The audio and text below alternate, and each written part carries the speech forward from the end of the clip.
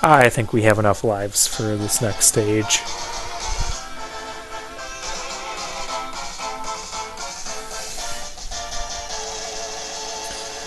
And it is the final stage.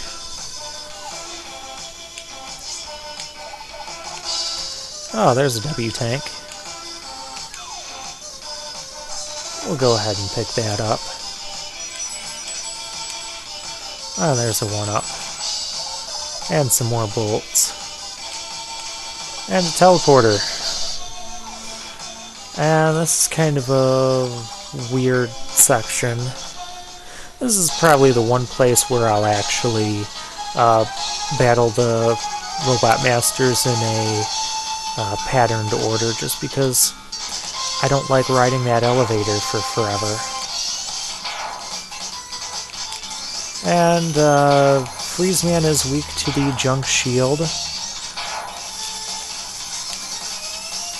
That's because if you freeze junk, no one cares because it's junk. So that's why that works. Oh, it's you.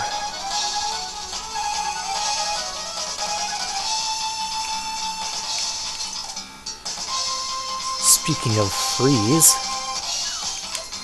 Oh, I'm stuck. I'm stuck.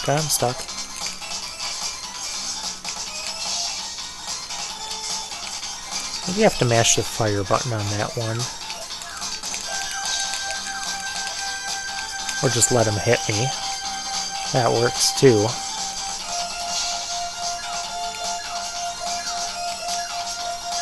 Oh. Yeah, you can't jump while you're while you have that over your head, and it's just very, very annoying. You're very annoying. Because a lot of times it's you either dodge the red goo or you dodge Slash Man, but you don't really get both. And now I'm going to demonstrate a little bit of what I was talking about earlier. Well, maybe. And look how the weapons just make the Robot Masters pathetic here.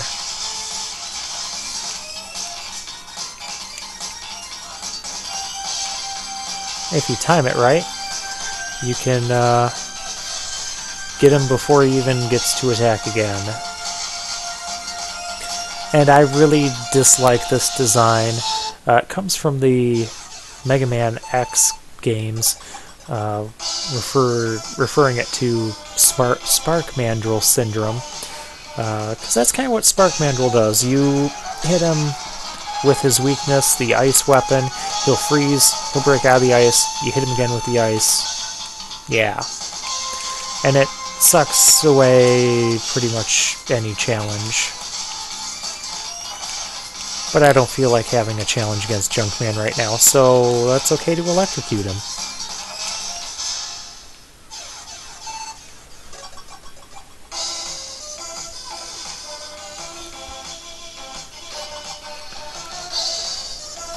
And I really don't like this room where you rebattle the 8 Robot Masters, because the teleporters are all over the place. Because if you want to get to one, if you want to do them in a random order, you have to go up and down this elevator and wait for it all the time. And it's really... who has time for that? This game takes enough time as it is.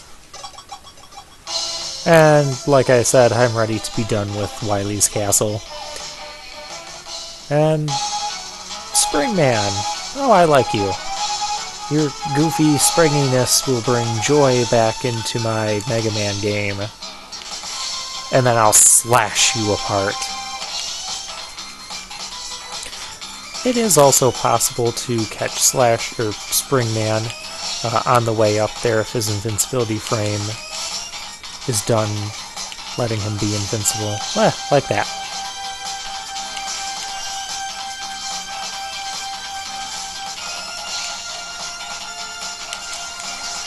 Just missed him. That's okay. The Robot Masters do take a ton of damage from the weapons, and I do appreciate that. Sort of. I appreciate it because I'm tired of being trapped by all their attacks. Speaking of being trapped by attacks, I did not let Shademan demonstrate that last time. I didn't let Shademan demonstrate much of anything last time, so go ahead. So he catches me, can't move, and he takes a lot of health, and he regains his own. Okay, Mega Man, you can stop letting him do that. And he can be really annoying to fight with that.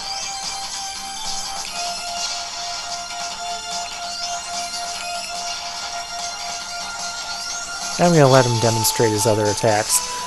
Those things will freeze you in place and make you get hit by those. But I've had enough of you.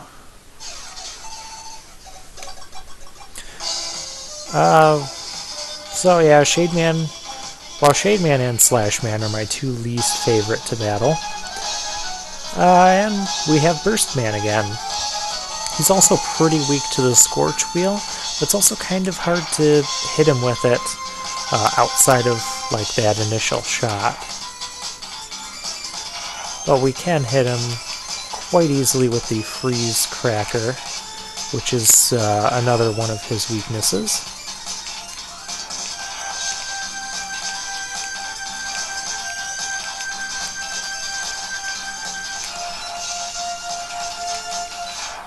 And you can use it to bounce it off the wall there, making a nice use of that ability to get some more damage on him rather quickly.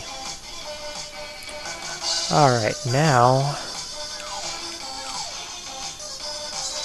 let's pick up weapons that we need refilled for the final battle. I do want some Junk Shield, definitely want some Wild Coil, and some Thunderbolt. Those are the three weapons we need, and I'm just going to go ahead, even though I'm not at full life right now, I'll go ahead and attempt to make this the only battle against Wily. And this is the first form. There's only 2 forms this time. Doesn't sound that bad, especially since we had 3 forms in Mega Man 6. But his second form is the most difficult Wily battle out of any of the games, by far. And those little skull guys, you want to not let them do too much to you. Get off a couple shots with the Thunderbolt, and then take them out quickly. Do be mindful that Wily's chin there has spikes on it. That's why I am sliding underneath it. A couple uses of Junk Shield will get that out of the way. And try not to take too much damage here when battling this form. If you do, you might just want to save your E-Tanks for another battle. Because this guy, actually, I'm going to prepare here. He is weak to the Wild Coil. You can damage him with the Mega Buster, which I do like that, but it does not do much damage. Even though Wild Coil doesn't do a ton of damage, but it's nice that it can reach up to him. So we hit him, and we hit him with the Thunderbolt. We're going to do a lot of menu flipping, and when you do that, you negate his other attack, because we don't like his other attack, because that's his other attack. So hitting him with the Thunderbolt doesn't do damage, but it does bypass that attack that we don't want him to do, because it is very challenging to dodge. So once I learned about that trick, battling this Wily became not as bad. I don't hate this battle as much as I once did. I'll put it that way. still dislike it in the sense that it requires a lot of menu flipping, and it requires a lot of quickness. Like, that was not very quick on my part.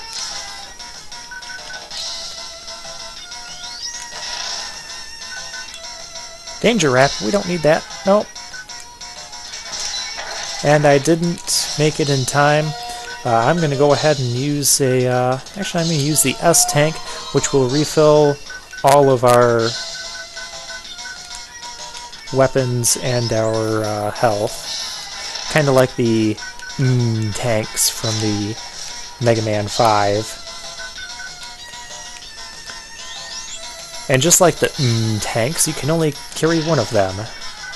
So immediately after hitting him with the Wild Koi, you want to switch to the Thunderbolt.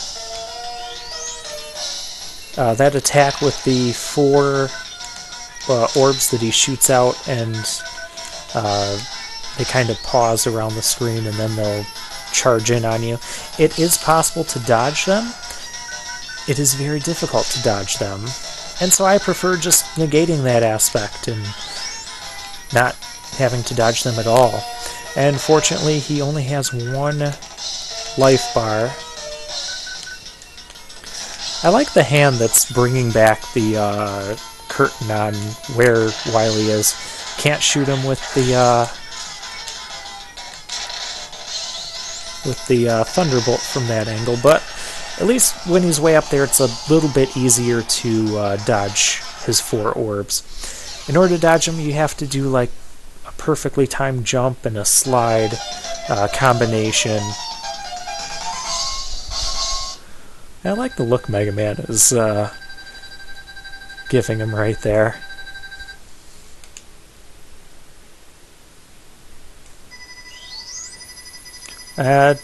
Now this is something that's really unique. Mega Man is threatening a charged attack on Dr. Wily. This is something new. Something, well, it fits with that ominous, foreboding music from Wily Stage 1.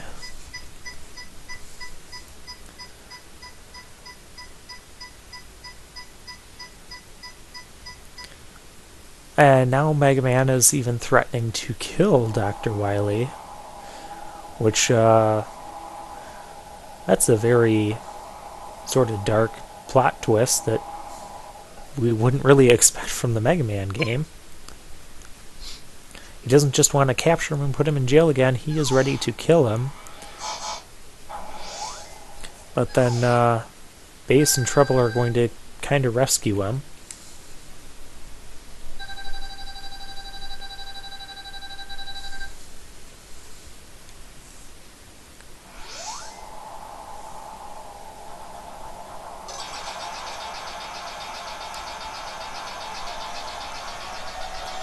And then, for some reason, defeating the Wily capsule made the place collapse and explode. I don't get that.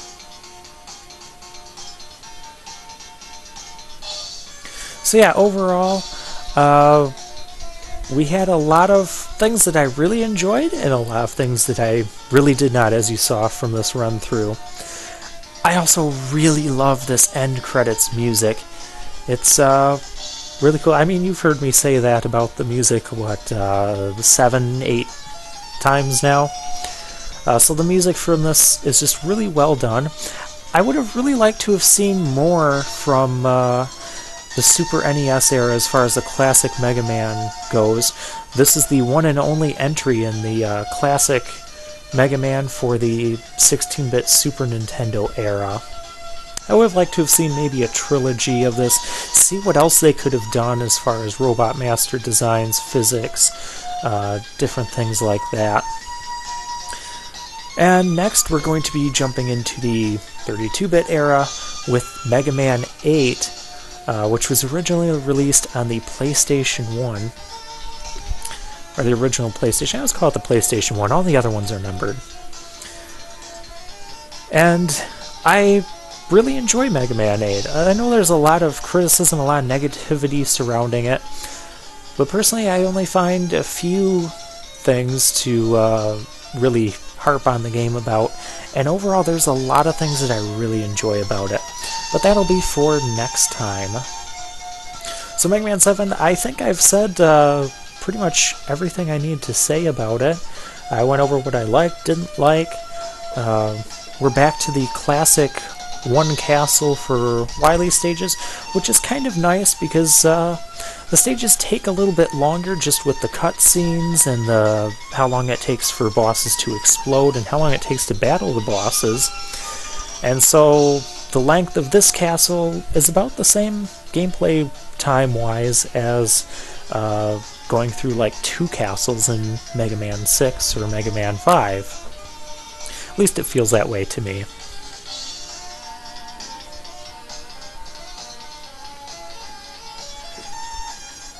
Now if you're playing this on the Super Nintendo version, you would see a nice little scene of Mega Man walking and Dr. Wily's castle up in flames behind him.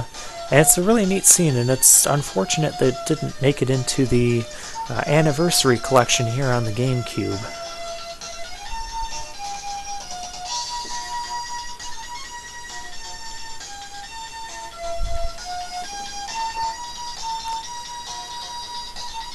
And so, favorite Robot Masters from this game to battle against, probably, definitely Freeze Man and Spring Man would be the top 2, and the bottom 2, Slash Man.